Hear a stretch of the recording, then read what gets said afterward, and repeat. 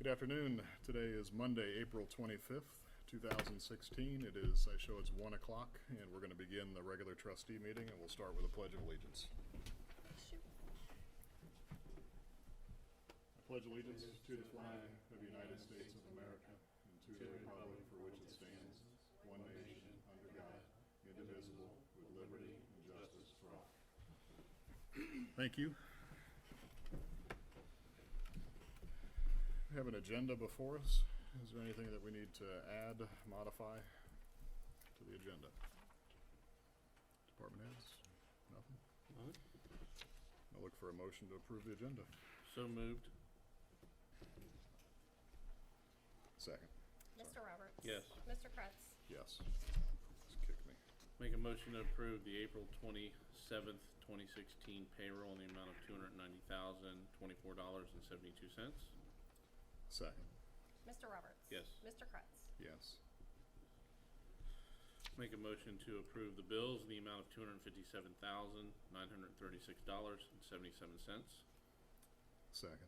Mr. Roberts? Yes. Mr. Kretz? Yes. Make a motion to approve the regular meeting minutes held April 11th, 2016. Second. Mr. Roberts? Yes. Mr. Kretz? Yes. And make a motion to approve the special meeting minutes held April 15th, 2016. Second. Mr. Roberts? Yes. Mr. Kretz? Yes. This time we have a pre-scheduled speaker. I'll ask Greene County Sheriffs to come up and just introduce yourself and look forward to hearing from you. Okay, I'm Major Rick Bowman from the Greene County Sheriff's Office. I'm in charge of the Law Enforcement Division that encompasses the Patrol Division, the Detective Section, and our Property Room.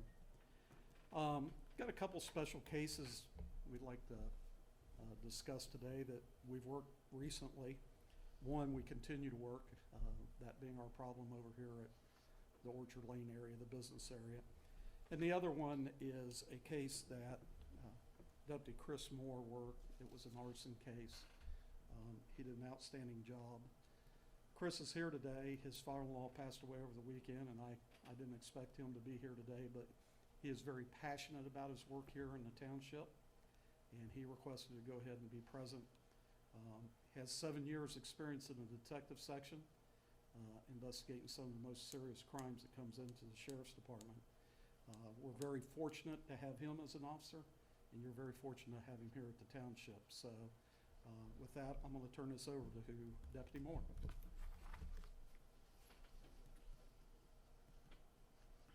Good afternoon. Deputy Chris Moore with the Sheriff's Office. I'm assigned to the Beavercreek Township area here, and I've been requested by Major Bowman to go over a couple different recent events that took place last week, actually. And I'll start with what he referred to as an arson investigation. We were originally dispatched out to 1418 Claiborne Court there on what a neighbor found was appeared to be a long stream of toilet paper. I think it was 174 feet worth of toilet paper right down that road, and landscaping rocks were placed on top of it, but it had all been burned in one long area. And then we contacted Beavercreek Township Fire, and they sent out their fire investigator as well too. And so initially something like that, looking into a possible mischief kid type thing. As we're doing our investigation, then one road to the east, I believe it's Prestonwood, I believe is what it is. A neighbor there came down and said, "Hey, what are you guys doing? I think we have the same thing up here," and we in fact did. The same thing with the rocks, just not as long. So I started driving around to the different courts, and that would have been, I believe, Prestonwood North. I went over on Prestonwood South, and they all kind of go up into the circular cul-de-sac, and I looked up there and I saw what appeared to be an oil-based accelerant that was consistent with what appeared to be an oil-based accelerant on the other two courts, and it was just poured on that part with no paper towel debris, no burning debris that was around it, no rocks. And then that led to some neighbor contacts, and we were able to make contact with a neighbor up there on that court who said, I don't know if it's related, but yesterday I found a gas can next to his house. And so thought it was his, but went inside and said it wasn't. That led to, in close proximity, another neighbor, and I ended up chatting with them and found out that they had seen a couple juveniles in that area once light some things on fire in their driveway. So that made me want to talk to them. I made contact with them and with the father and asked him if he was missing his gas can, and he said no. I said, would you mind showing it to me? And we went to look for it, and lo and behold, his gas can was missing. So then I wanted to speak with his son, and he said he had had a sleepover. His son had another juvenile stay all night the night before, and ended up conducting interviews with both of them, to which they confessed to going out that night and doing that in several plats and how they did that. The day before all of this took place, at 1900 Trebine, the house that's under construction there, we took an arson report where a Honda generator had been set on fire on the recently poured foundation, and I believe what was going to be the driveway, concrete, and had burned so hot that it had pitted that driveway, and that would all have to be jackhammered out and replaced. The two juveniles I talked to, one of them lives on Fairgrounds Road up there. It's a lengthy property, and the back of that property is in very close proximity to the 1900 Spangler, so that led to a line of questioning of the two juveniles, and in fact they did say that they caught the generator on fire and caused some other damages, and there was a gas can there that they caught some sawhorses and other working things at the construction site on fire and burned that as well. So able to develop suspects, got confession that's been turned over to the prosecutor's office, but in the big picture, restitution there for the homeowner and all the expenses they'll have to do with jackhammering out the foundation. So these are just an example of some of the follow-ups that I do and the other deputies assigned here, and some of the smaller things that kind of turn into bigger things as well too. And I will, I can actually pass that report out. You can look at, and while we're doing that, what I'll shift gears and go into is continued, we'll say, things happening at the 35 Orchard area. The second report that I'm passing out to you is our latest. This happened last Thursday. And what you'll see on there is that for location, you're going to see the location of the incident will say bypass 35 at US 68, which of course is not within Beavercreek Township. However, the actions that caught my attention happened at the Circle K and at Orchard. And essentially, for lack of a better phrase, I spooked them and knew they were up to something. And by then following and then aligning and getting with our canine officer and initiating a traffic stop that took place outside of. But it's an example of what's coming in, why it's coming in. But the quick rundown of that is just very stereotypical of individuals that are out of the area. They live somewhere between Dayton and Columbus, and through my questioning and developing and talking with them, finding out that in Dayton heroin is $5 a cap and in Columbus it's 10.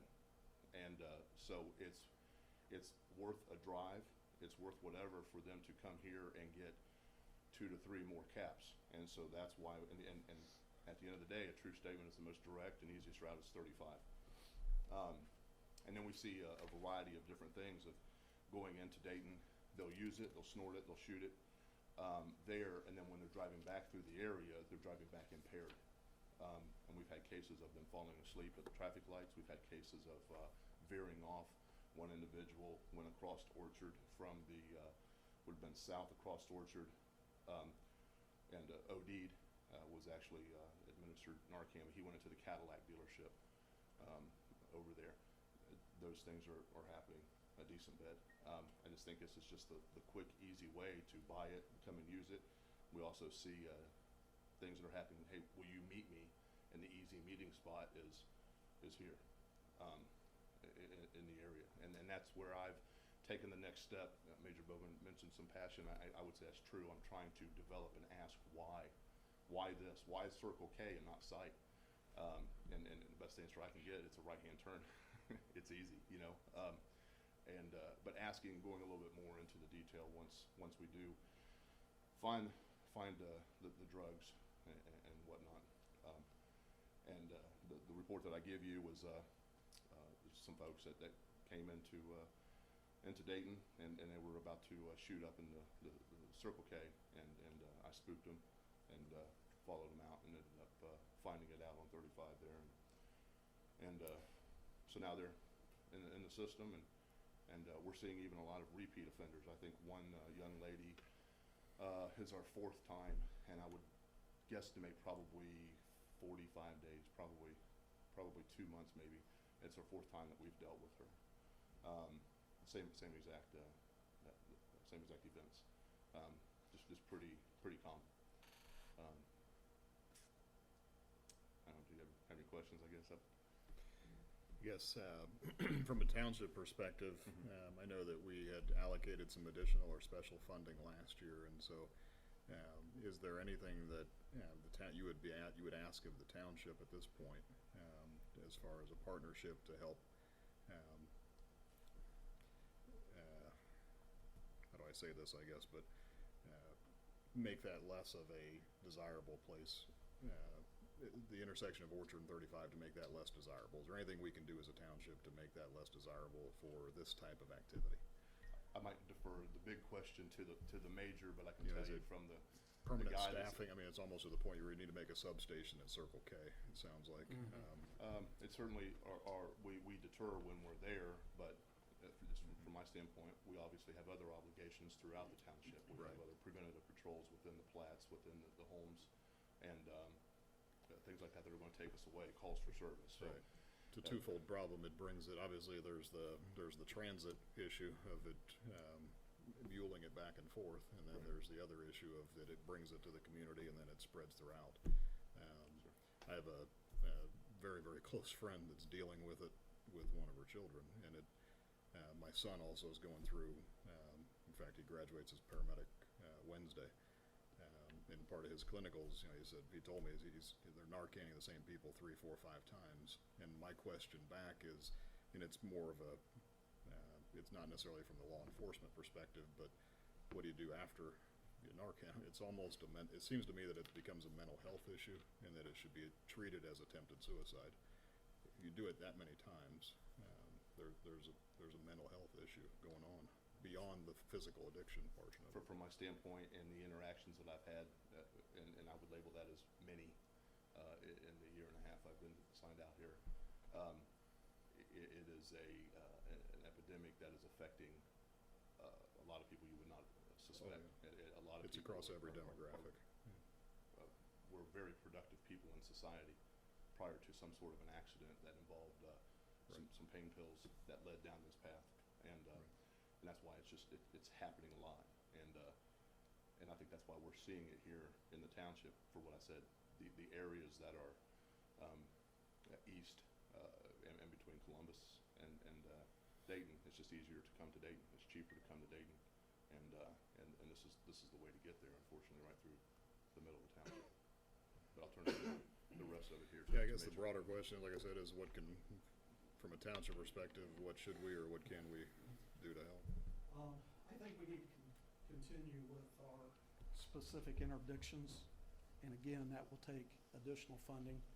The sheriff, every time we do one of these interdictions, we end up paying overtime for one deputy and for the canine. You guys have been paying for 3 deputies. We probably need to continue that because, as Deputy Moore says, we're not seeing what we had hoped.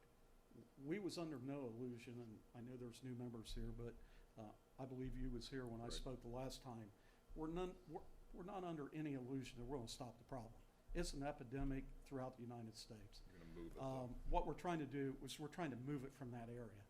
The reason being, my biggest concern, as I spoke the last time, is we have thousands of kids and families that frequent these tournaments over here behind those businesses.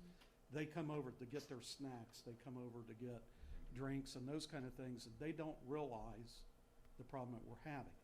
Besides the issue of the traffic safety, these people nodding off behind the wheel because this is an opiate, you also get into the situation, as you'll see on the video that we brought, these people's leaving needles laying around and things like that. You just don't need children to pick up something like that, stick themselves, get hepatitis or whatever.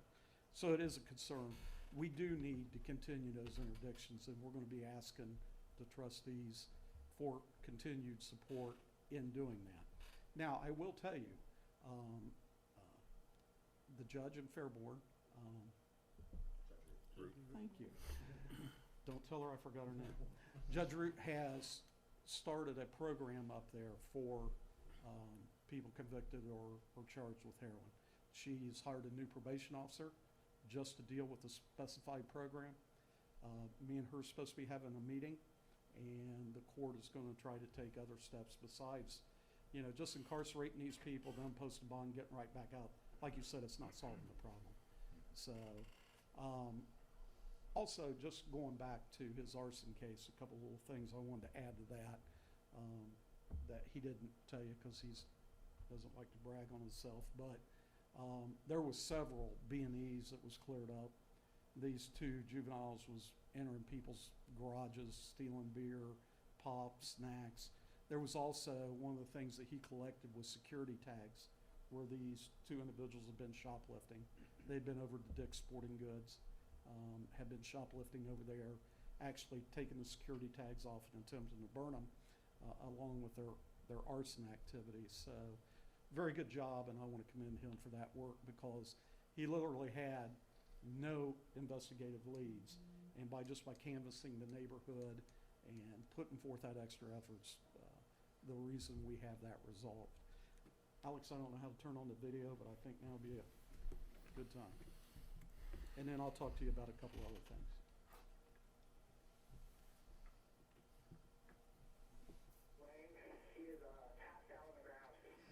Since January of this year, Greene County deputies have been called to this Circle K Marathon station in Beavercreek Township 7 times. We have a very problem area at 35 and Orchard at the Marathon Station. 4 of the 911 calls made by employees involved people from Southeast Ohio who overdosed. The number of heroin-related incidents here at the Circle K is surprising, even for deputies. Yet right across the street at the site station, there have been 0 calls for drug abuse. The sheriff believes the victim stopped at this gas station because it was convenient. I can only surmise that the eastbound traffic is going to make a right turn into the Marathon, shoot up, and then probably drive on home. The incidents have given US 35 an unflattering nickname. There are some people that do refer to that as the heroin highway. For many heroin users, the need to get high and quickly is taking them to public places. That doesn't surprise Karen Schultz, a nurse from Wisconsin. People just don't think. If they would think, they wouldn't be using drugs in the first place. And then it becomes a physical need, and that need has to be met. Surveillance cameras captured video of this 31-year-old man walking into the public restroom at a Walmart in Sugar Creek Township. Police say he overdosed on heroin. Paramedics tried to save him, but he died at the hospital. We've had over 100 deaths just strictly with the heroin and the heroin fentanyl. Ken Betts of the Montgomery County Crime Lab says we're on pace to set a record for heroin-related deaths. There were 220 in our area last year, and the number of people using pure fentanyl is on the rise. And those folks died instantly in the sense we see them routinely with the syringe still in their arm because of the potency of the fentanyl. In addition to creating a biohazard, heroin users who get high in public places often get back behind the wheel, putting other drivers in danger. Don't need anything extra like drugs or alcohol to help them because they drive bad enough as it is. In addition to US 35, law enforcement officers are seeing heroin use along I-70 and I-75. Some addicts don't make it far. Some students OD'd and he is who do manage to drive away are putting your life in jeopardy. Gabrielle Enright, News Center 7. Riding in a cruiser with a Greene County deputy, we're headed to a stakeout on the Heroin Highway. Primarily looking for changes in human behavior.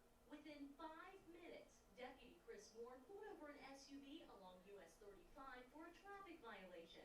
111 traffic stop, be on the line, circle down. After a few questions, Do you have your ID with you, station? the passenger was under arrest for an outstanding warrant. Then, when the canine searched this SUV, Did the golf alert? deputies discovered heroin. 2 needles, 5 caps. Tiffany Wiedenhecht is the suspect's girlfriend.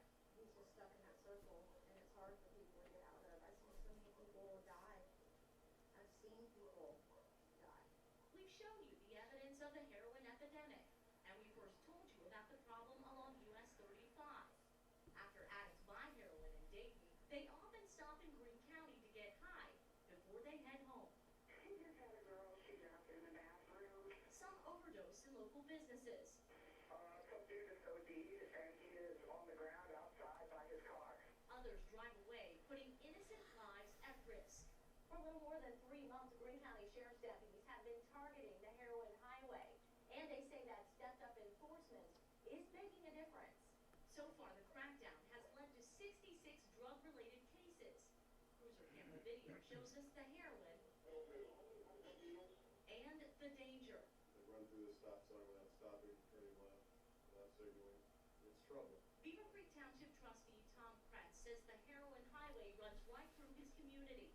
Trustees approved extra money so Greene County deputies can work overtime to fight the heroin problem. We're responsible for the safety, the welfare, and the health of our community. So it was critical that we step up to the plate. You have the right to remain silent, you understand that?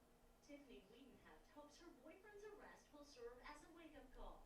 Why are you with a heroin addict? I see a good person in him. I can see the struggle. I hear it in his voice that he wants a better life. He's stuck. Tiffany hopes her boyfriend's next stop is rehab. We have a long journey, but I'm willing to stick by him and show him there is a better path. For addicts whose path is leading them to the heroin highway, Greene County deputies will be watching. Gabrielle Enright, News Center 7. One of the reasons this has come about, it wasn't a request by Channel 7 for us to do it. It was a request by the sheriff. And that was designed because we wasn't seeing any slowdown whatsoever. So we thought, okay, let's publicize it. Let's put it on the news. Let's people see, along with our interdictions and our everyday work out there, and let's try to get this problem solved. Unfortunately, it's still there. One of the things I'd like to do is, and again, I would be looking for guidance from the trustees.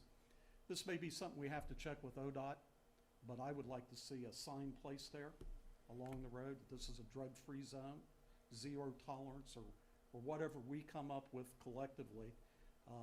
Some type of sign be put there as a deterrent. Let these people know. I'm very disappointed when I talk to my deputies and they say you get the same person out there.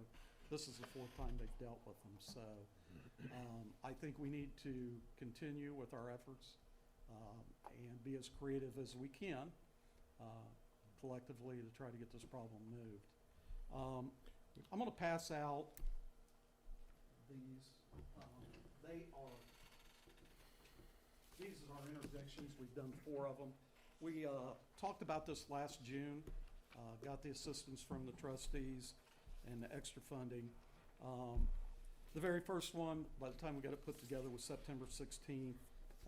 3 traffic stops was made as a result of that interdiction. Scales and drug paraphernalia was located. As we go through these, we learn. It's a learning curve for us on these interdictions. We're getting better at what we're doing. You can see in October, 7 traffic stops was made, resulted in 3 driving under suspensions, 1 fictitious plate citation, 3 other traffic warnings for various reasons. Criminal citations were given for possession of marijuana, 2 possession of drug instruments, and the last stop resulted in citations for cracked windshield and stop sign. And the passenger ingested 6 heroin capsules and had a needle on his person.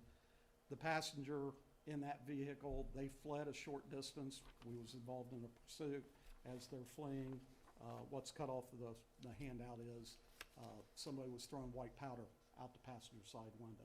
So they was trying to get rid of evidence. The third one was November 11th, 10 traffic stops, 4 driving under suspensions, 4 traffic violations, 3 traffic warnings, 2 marijuana possession citations, 4 drug instrument charges, 4 felony drug charges, 2 drug paraphernalia charges, and 4 warrant arrests was made as a result of that. And then our last one we just did in March, 7 traffic stops was made, arrested 2 individuals with warrants on them, issued 2 traffic citations, had a possession for marijuana, and each time we utilize our K-9. He was utilized 5 times on that particular incident. So just a little bit of stats, where we're going. We want to continue this, if at all possible, until we can get this problem moved. We'll be passing out some additional handouts. These right here are, what I did is I took from January 1st of 2015 to April 25th, 2015, and then did the same thing from January this year to date, just to sort of have an idea of where we're at compared to last year. And we're pretty much on track. I don't see anything that gives me any great concerns. We did have 1 additional burglary. I don't like seeing that. However, with thefts, as you go through here and look at this paperwork, we was down 7 cases of theft in the 4-month period compared to 15. One of the things that does concern me, though, is our extra patrol. 2015, for a 4-month total, we had 123 requests for extra patrol. So far this year, we've had 195. That tells me there's something concerning our citizens. That's about a 70 call increase there, where citizens are calling in and saying, hey, something suspicious, can you get us some extra patrol out here? So those are just sort of so you guys can compare what we're doing. Like I said, there's nothing other than the extra patrol that really gives me any grave concerns, but which leads me into the next and the last thing that I have to talk with. Alex contacted me last week, and he asked me to put together some type of matrix, that there was possibly a plan for an additional levy here in the township. And he asked me to take a look at what we need as far as staffing here at Beavercreek Township. We know the township's growing leaps and bounds, and that's good. But when I sit down to look at it, I did some internet-based searches to see how I'm going to come up with something that is workable and usable. And what I seen was mostly per capita. You know, you have this many citizens, you should have this many police officers. And I just think we're unique here in Beavercreek Township, mainly because of the transient people we have. We have 5 major colleges. We have 2 malls. We have Wright-Patterson Air Force Base. So we have a lot of transient people through the township. They all travel through the township at some point in time. So the per capita, this just gave me some concerns that maybe we wouldn't get the exact numbers that we should have. So what the sheriff has done, along with the chief of Xenia, chief of Beavercreek, and the chief of Fairborn, there is a analytical business in Beavercreek called ATIC. Collectively, they signed a contract with Alltech. It was about $70,000, that contract, to provide services for each of the agencies. We use them for criminal cases, linking cell phones, linking individuals, but they do a lot of data collection, and I think we would be best served by having them take a look at this issue for us. So I've been in contact with them. They've agreed to do it. Tim Shaw, who is the supervisor over that unit, he's a retired FBI agent from Bellbrook. He's been in this community his entire life. and now he's running this business. So I spoke with him today, and what we're looking at is going back 5 years. Looking at 5 years ago, what was our call loads for service, compared to what it is today. We're also going to contact the Department of Development, the Zoning Commission, and we're going to look at the growth that we've had in the township, and try to project future growth. I'd also like to maybe have them take a look at similar areas, same medium income, same type of population, and what kind of stats do they have as officer per citizen. So we're going to start working on that on Monday. I've got a meeting with their intel analyst that's been assigned to doing this for us. I don't have a target date because basically it's going to be how long it does take us to get the data together. But we should be able to present something to the trustees that will assist you if you decide to take the endeavor to try to get additional fundage. Would be something for you to use. Hopefully we'll have that ready by June. I'm shooting for May, but I gotta have some surgery. Don't know if I'll be able to be back before the end of May. So hopefully by June we'll be able to come back and address the trustees and show you what we've come up with. Question for you on the interdiction note and how to transplant or relocate that problem or help. So the signage, I think, is a good idea as far as creating that signage and creating the awareness of it. But I think beyond that, from a funding standpoint, we need to make sure that we have the resources to help maintain what we've done, if not accelerate it. And then I guess I would also ask from a technology standpoint, is there anything that can be deployed, understanding that the users are one piece of the problem, but then the carriers or the transporters, the mules, are the other piece of the problem. If you're seeing the same dealers or mules coming back and forth, is there anything that within the constraints of the law can be done as far as license plate readers to pick them up, either as they leave Montgomery County and are heading this way, or when they come off the bypass? Is there anything that can be done there with license plate readers to pick up those vehicles and at least give an alert that there's a problem in the area? Yes, you're absolutely right. We do have one license plate reader at this time we're going to be utilizing, plus we have a second one coming. Okay. The other thing that we're doing, we had just posted for 11 additional patrol units. So we're going to be stepping up our manpower, and hopefully we can designate some of that manpower here along with our specified interdictions. The thing about our interdictions is they don't take away from what's going on in the rest of the community. Right. I still want that preventative patrol out here in our neighborhoods. I still want the business checks. I still want those things. The interdiction allows us to have both. Right. It should be a supplemental or in addition to, and not in place of. Exactly. Right. So, Okay. anything else? No, I think the businesses that are around you, whether it's the car dealers or the Tractor Supply or anybody in that area, is going to help support whatever you Oh, need. they have. Everybody's very, very helpful. They call. They present video whenever we ask. Everybody's being helpful. Everybody wants this problem moved. So Okay. hopefully we can have some success. So June, we should expect something back, or is there something you need from us in order to participate in this survey? Nope. Is there? I think we're good to go. I will be talking to the analysts on Monday, and if there's something else I need, I will get hold of Alex and let him know. Okay. Okay? All right. Thank you. Thank you. Be safe out there. I have to say, if I was 10 or 14 years old and he knocked on my door, I would tell him anything I did. He's a Stern basketball coach too. Okay. Moving on, we have no old business. We have no new are there any other citizens desiring to speak? I apologize. Okay. No old business, no new business, and move on to administrator. First item is the board or commission policy. As we discussed at the last meeting, there were some changes. The changes are identified, colored. However,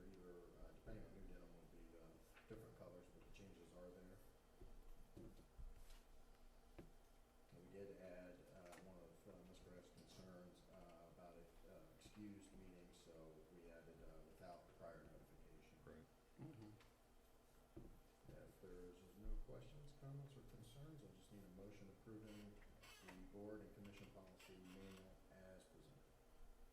I have no other comments. No. Then I'll make a motion to approve the board and commission policy as presented. Second. Mr. Roberts? Yes. Mr. Kretz? Yes. Thank you, board. Next item starts on page 14 of your packet. This is the Country Club of the North Partnership Agreement that we discussed at the last meeting. Ms. Frick did add some language that addresses the concern that we discussed at the last meeting. And that is on page 14, adding a section on the immunity. Great. I had no other questions. If there are no questions or comments or concerns, I will just ask for a motion to authorize me to sign the agreement on the trustees' behalf. Okay, I'll make a motion to have the administrator sign on behalf of the board with regards to the CC and partnership agreement. Second. Did you already approve the agreement? As As presented. presented, As as presented. presented, thank you. Uh-huh. Mr. Roberts? Yes. Mr. Kretz? Yes. Thank you, board. Topic we just talked about is the bi-weekly report from the sheriff's office. It starts on page 16. I had no questions. Neither did I. Thank you, board. Next item is a request to schedule a special meeting to discuss secondary emergency access. One of the developers would like to address the board in regards to emergency access in his development. Do you have a date you're shooting for?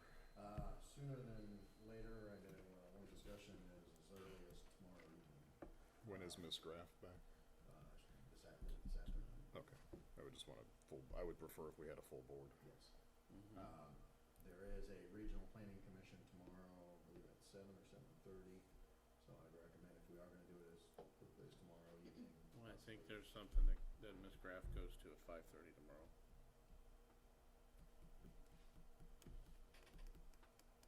Is this on the agenda at the regional planning? No. This is not Okay. on the agenda. So it's not, we don't have to, Yeah, I believe, Mr. Roberts would be talking attending to Ms. that. Graff, she was available tomorrow evening. If we Okay. do schedule You wanna say 6 o'clock? What time is the regional planning, 7 or 7:30? 7:30 is the regional planning. You wanna say 6?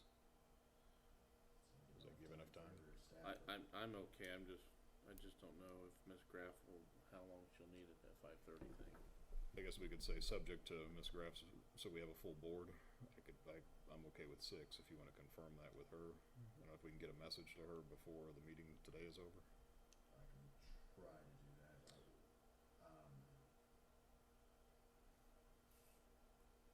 Because we'd have to advertise the meeting within 24 hours, so why don't we hold on to that, and if we get done, we'll try to call her Okay. and see if we can, We can take a 5-minute recess Yeah. as well if you need to. yeah, if you want to, do the rest, it should. Yeah, if you wanna take a 5-minute recess right now, try to make contact, and then we can resume. That way we can close that matter.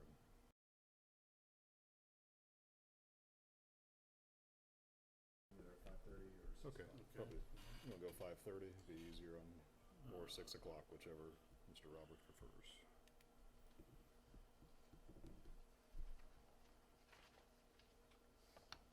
Six would be better for me. Okay.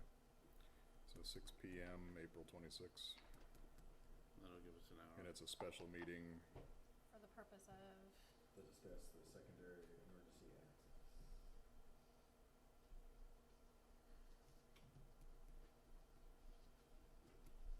And the developer is also available during that time. Okay. Okay. Thank you, board. Next item is on page 23 is the finance department's bi-weekly report.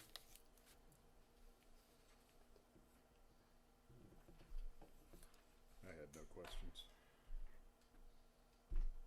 All right, thank you, board. Next item is. Actually, I apologize. I do have one question. Miss Aaron's on Morgan Stanley. Are they still set to come in next next trustee meeting? meeting. Okay, thank you. HR. Good afternoon. I have 2 items today on the agenda. The first one is basically an update to the information that I provided to you a couple weeks ago in my biweekly report on the third-party administrator. So the Ohio Township Association has offered a group for years. It's been the only one that's offered. And currently, through the Ohio Association of Public Treasurers, Comp Management is working to form a group for townships. They have worked with other municipalities. They have a county group and a city group. And they've been our managed care organization for, the entire time I've been here. I brought them in 13 years ago. The service is great. But they are looking to form this township group, which will offer some competition to the other group that's through the Ohio Township Association. And I gave you the paperwork on both. You can see that the fees, there's a significant difference in fees. And ultimately, if the new group is formed, which what I'm told it's about 99% a go, the township will save a little over $3,000 by choosing the comp management group. And the service that we would obtain through both is pretty much the same. We don't have high claims. We don't have high frequency of claims these days. So I'm confident that the new group would be acceptable. I'm just waiting now to ensure that they are truly formed before I bring something back to you for approval.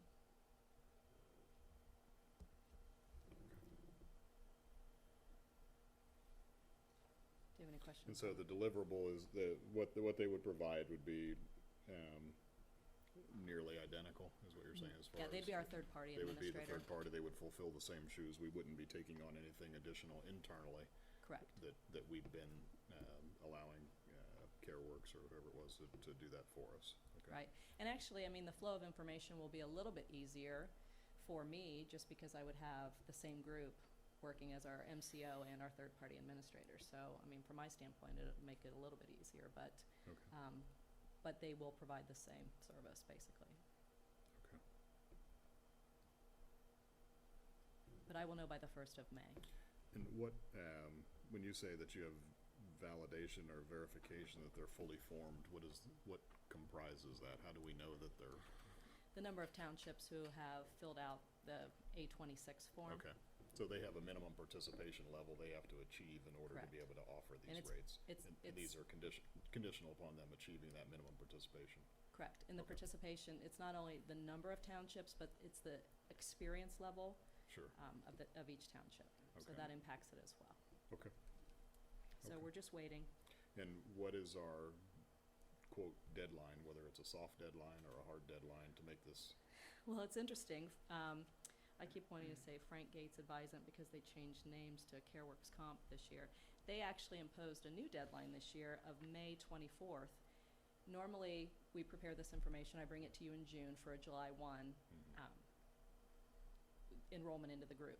And they have imposed a May number because they're trying to force this other group, trying to make it a little bit more difficult for them to enroll townships.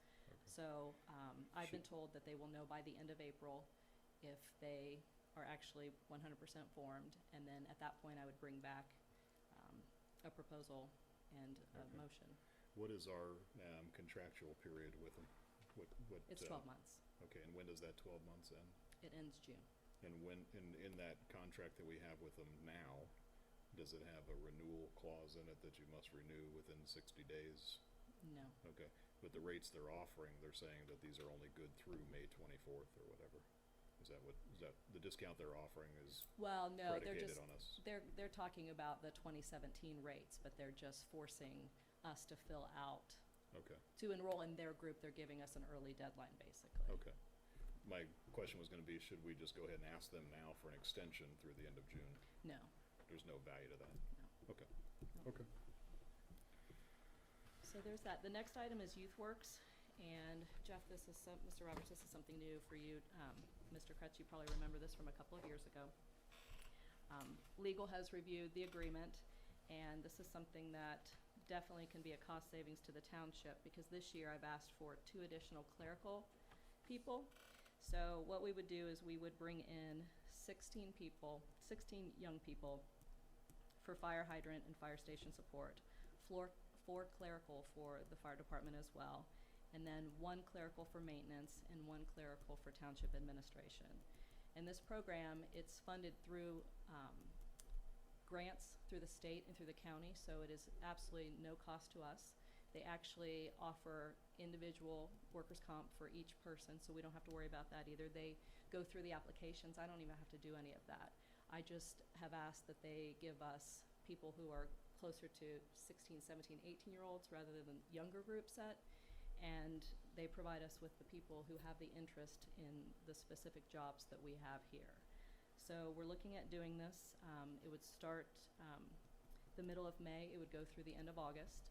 And then one opportunity that we have with the clerical folks is they have an in-school program.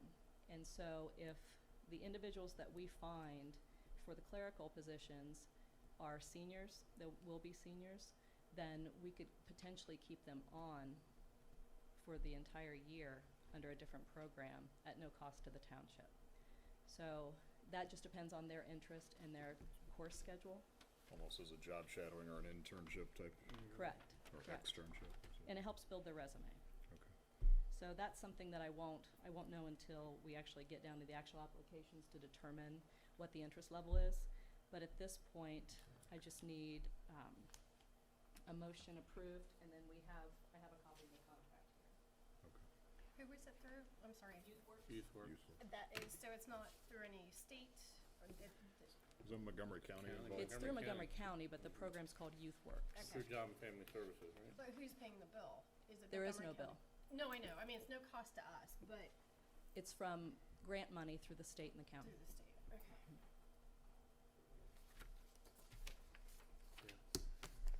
The,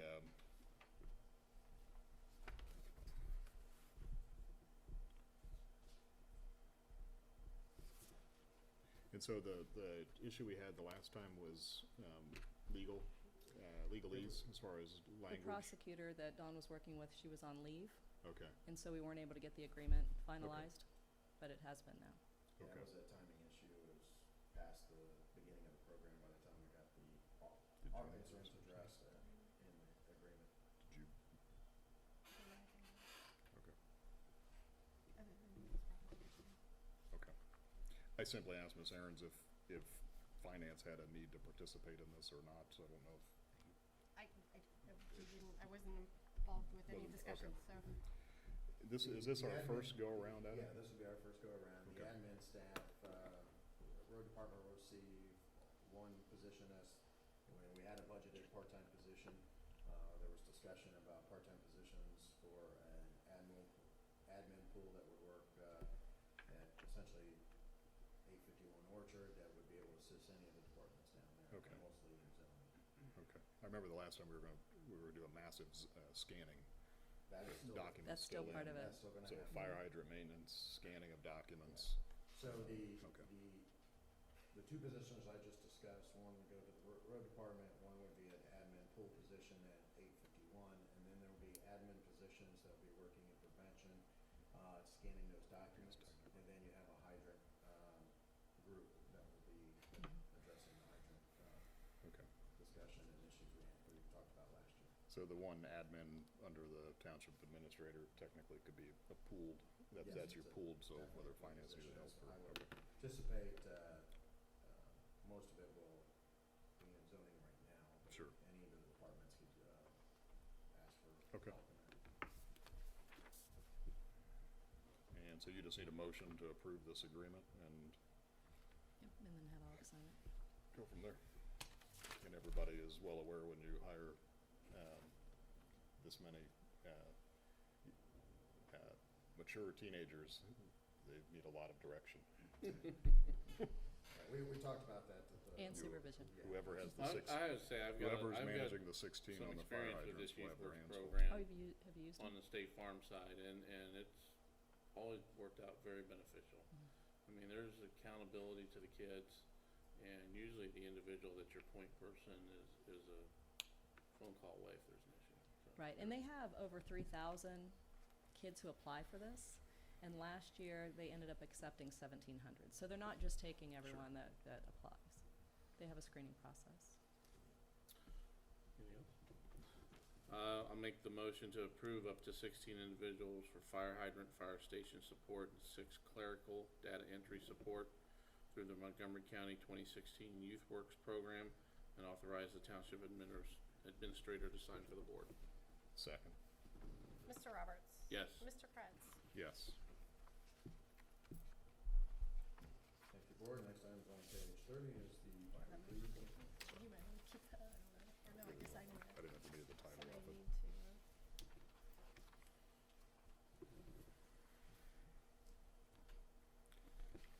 Xenia, as far as the sunset on the never-ending We contract. haven't even scheduled the next step. Okay. So, Have we there have been invoiced them ten- for everything that we have provided? I think I still have the last 3 weeks, 4 weeks. I'll have to look. There's only a few hours, so I was trying not to just send something for, Okay. 4 to 6 hours. But And have we been paid for everything that we have billed them? yes. Okay. Okay. Yes. I had no other questions. All Me right. neither. Thank you. Thank you. Thank you, board. Next item is on page 32 is the zoning department's bi-weekly report. Are there any questions? Have there been any other discussions or developments with regards to the TIF, the area of the Valley Springs Farm or up at the airport?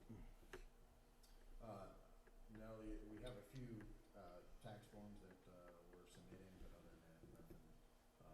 We have not heard back from the State Department, Ohio Department of Economic Development. Once we receive that, we'll be able to go to the next step, which will be working with the developer, at least on the Valley Springs TIF, and start a TIF agreement.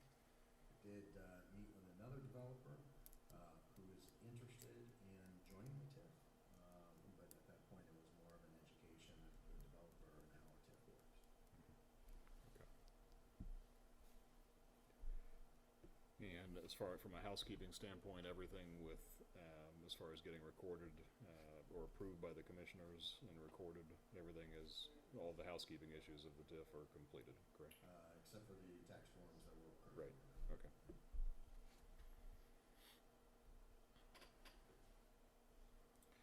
Any, Mr. Amrine, I guess I'll ask, if you want to come up, are there any glaring awareness items that we should be concerned about or educate ourselves on? No, I've had a working session with the auditor, Mr. Graham, on the tax forms, and we're plowing through those now. They're not that complicated, and the deadline for them is well into the future. It doesn't have to be done until the end of the first year for which additional tax revenues become available. So, but he and I have sat down and begun the work of getting the tax forms filed. But that's the only involvement I've had subsequent to the approval of the TIFs. Okay. The, as far as the revenue projections that zoning provides, have those been mirrored up yet with the information that was presented to, was it Rotary, or at the or as far as the county study on valuations? Yeah. Are we in sync? Are we low? Are they high? We are low. It seems we're low. Yeah, we are low. We're providing a conservative amount. The Greene County Economic Development Department receives their information from the Greene County Building Department that bases everything on square footage. So their estimate is that the average home in Beavercreek Township is $453,000. So looking at what we're projecting, which is a conservative $300,000 in regards to projection, we can make an adjustment closer, but talking with Mr. Amrine, we thought maybe 350 would probably be the highest we conservatively would like to go on the projections in his model. Which We'd would still be rather 25% slightly lower. underestimate Yeah. future revenues than overestimate them for planning purposes. Okay. Okay. Mr. Roberts, you have any questions? No. Thank you, sir. Thank you. Thank you, board. Next item is on page 36, is the IT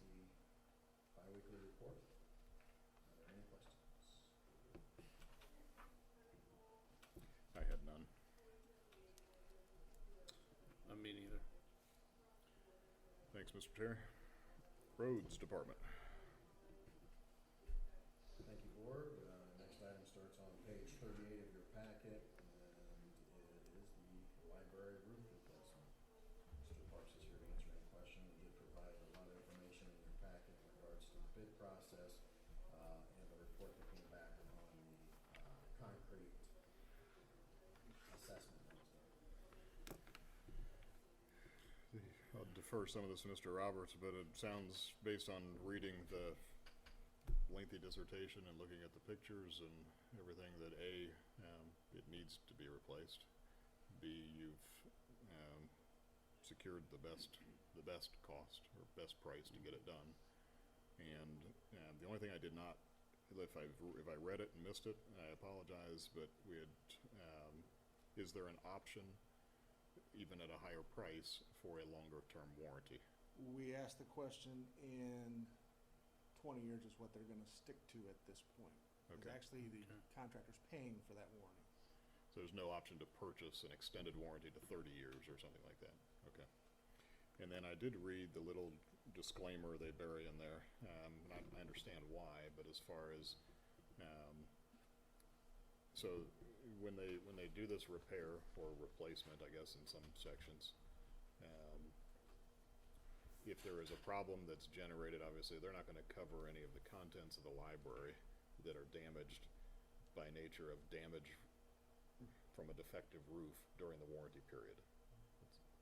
So if the roof fails during the warranty period and there is damage on the inside of the building, that damage on the inside of the building is not covered. Is that correct?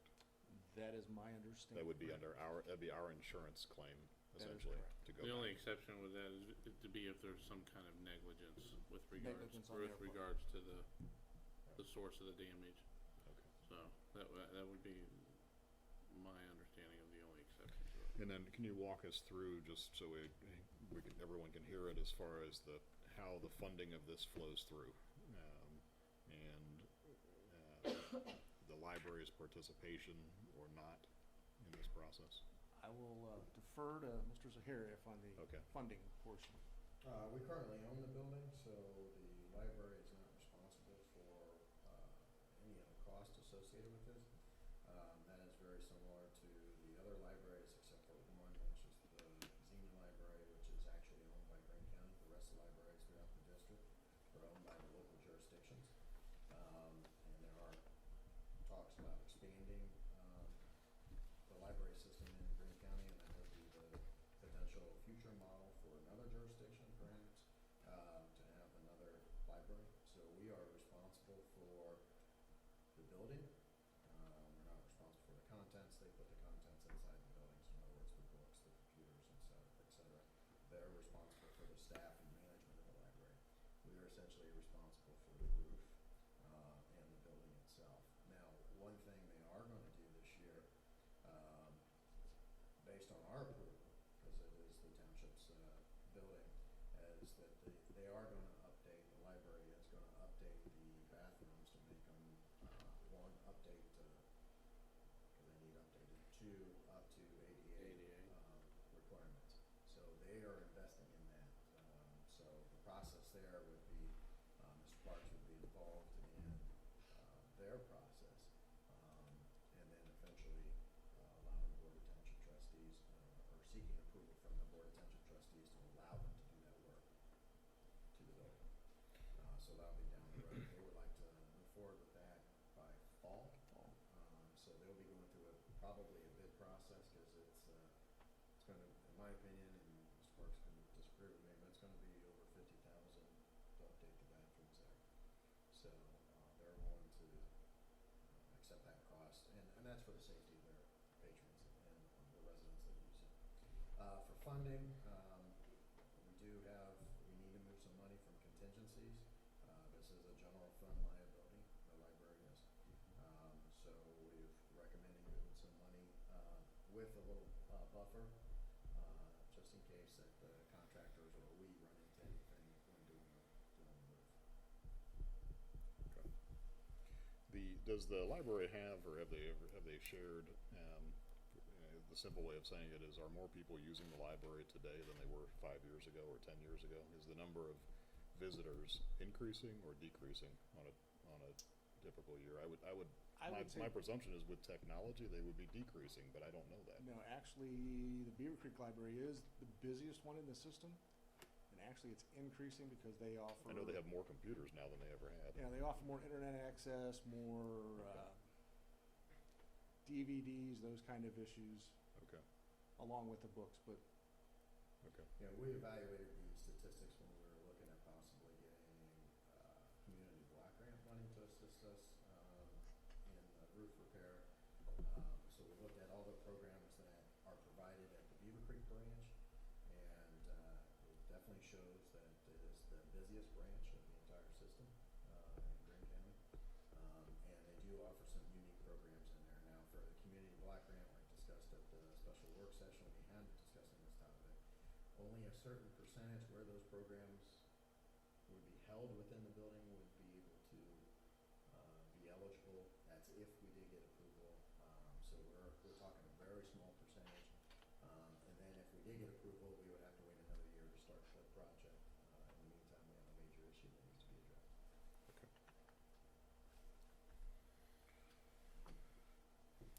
Okay, and before we move this, or before we approve this, or make this motion, do we have to move money from contingencies too? Any other questions for Mr. Parks? No, I thought originally the library was gonna fund this. Well, we were talking about some of the funding options. They were going to actually set up a payment plan for us. There was a lot of issues when we just got discussing that, whether how we would do that internally. This was probably the easiest option. We would have to pay anyhow. There was $150,000 cost to the roof, so this was probably the easiest option for all the parties involved. Okay. And then again, we solicited 3 bids. We're accepting the lowest of the 3 bids. that is correct. Even though the amount we're appropriating is a little bit different than that, because we've put in there a little bit of a percentage for a buffer for an overrun or for an unforeseen incident. Right, and if when you read through the bids that came back, there was still that cost of if they have to go in and repair some of the lightweight concrete. With all the testing that's been done, Everyone's confident that it's just a repair only and not it's a repair, not a replace. But we Okay. wanted to put enough buffer in there just in case. Okay. I feel fairly confident we'll be in the 155, whatever the number was, up to 160 range, and the rest will just be in that line item until the end of the year, and it'll go back to contingencies. Great. The three competitive bids were all Duralast roofs. It was just 3 contractors.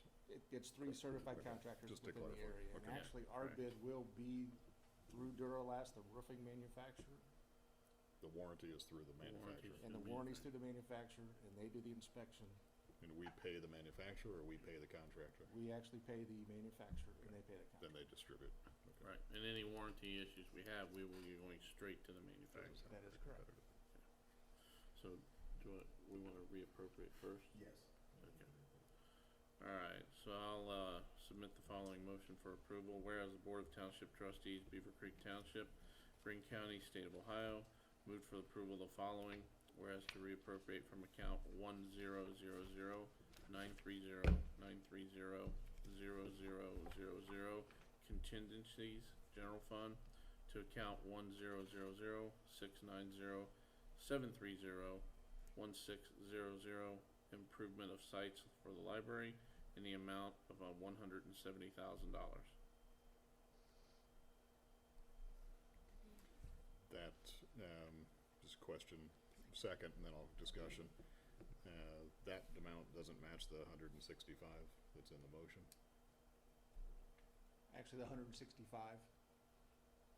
I brought that number down once we had the discussion with finance, and So we're gonna move 170, we're gonna approve not to exceed 165, Five. and we're expecting it to be something less than 165. correct. That's what It'll stay in that line item, but Okay. we'll have to come back for your approval if we That's, have I to just have it. okay, Okay. Mr. Roberts? Yes. Mr. Kratz? yes. Board, and then on page 38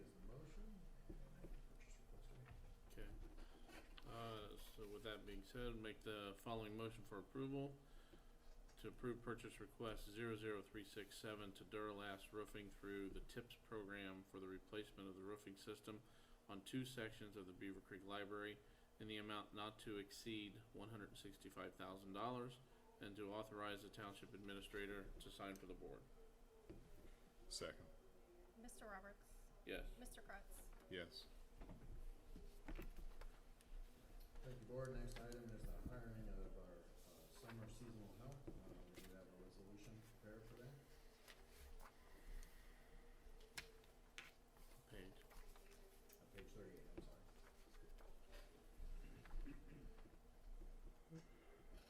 So, one question,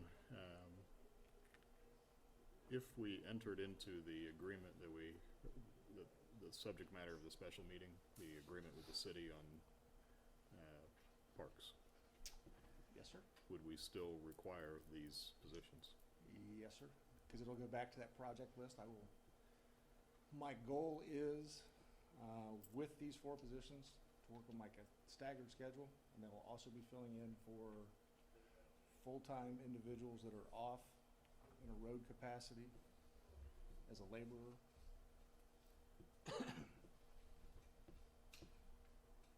Okay.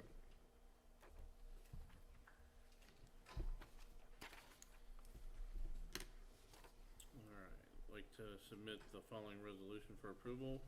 Whereas the Board of Trustees of Beavercreek Township, Greene County, Ohio, State of Ohio, Greene County, State of Ohio, move to approve the hiring of Clayton Cadle and Jacob Dorston as seasonal employees in the Beavercreek Township Road Department pending the successful completion of Beavercreek Township's pre-employment process at a rate of $10.30 per hour beginning May 5th, 2016 and ending no later than September 2nd, 2016.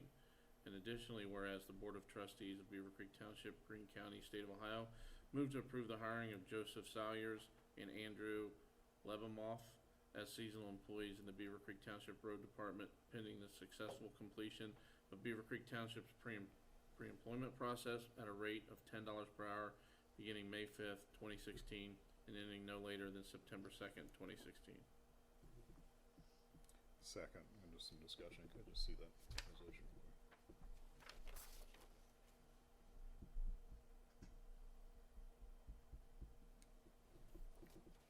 You can call, please. Mr. Roberts? Yes. Mr. Kratz? Yes. Now therefore be it resolved, the Board of Trustees, Beavercreek Township, Greene County, Ohio, favorably pass the above resolution. Thank you. Thank you, board. Next item was on page 65 as the road department's bi-weekly.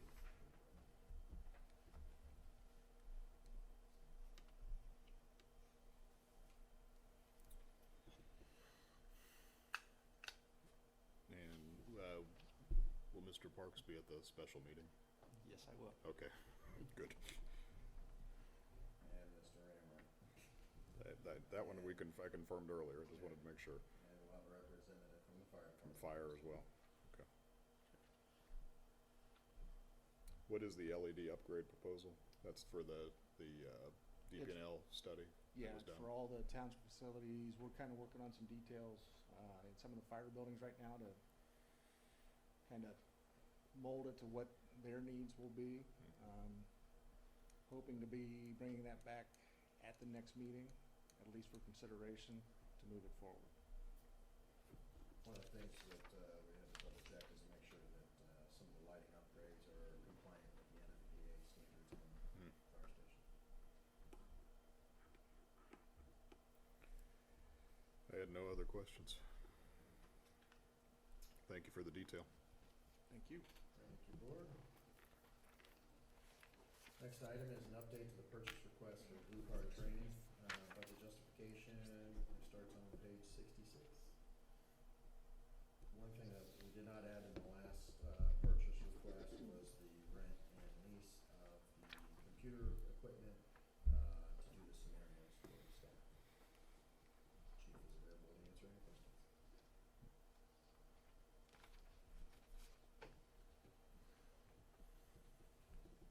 I had none, it was self-explanatory. Go ahead, make a motion. Make a motion Anything else? No, motion's on page 67. I'll make a motion to approve purchase request 08077 to Ohio Fire Chiefs Association for 2 CTC leases in the amount of $500 and to authorize pending legal counsel's approval of the lease agreement, the township administrator to sign for the board.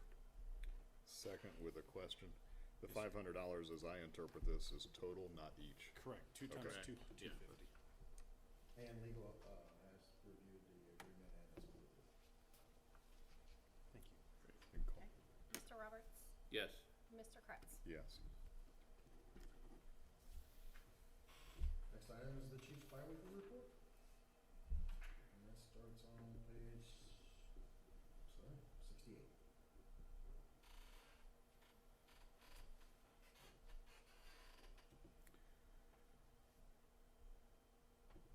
It appeared that we're on par essentially for the year. No material increase, decrease as far as the number of incidents. Yes, sir, that's Year correct. to date over year, I should Yes, say. sir. A little bit of just standard variability, but And is the mix different? As No, far the mix is is there a fundamentally the significant? same It's also. fundamentally the same. Yes, Okay, sir. so not a significant decrease in one area and it's picked up in another area. correct. Okay.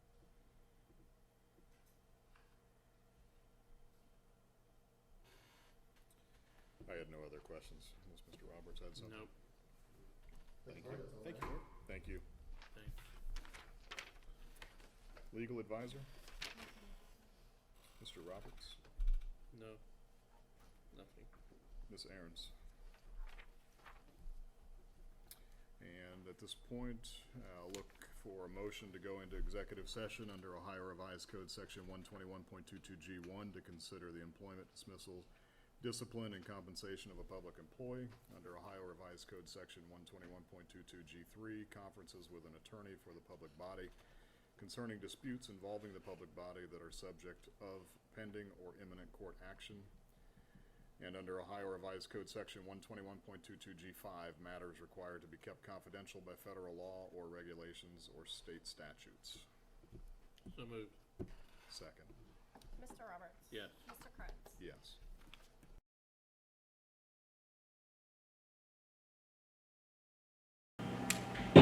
So it's 3:52, and I'll look for a motion to come out of the executive session. So moved.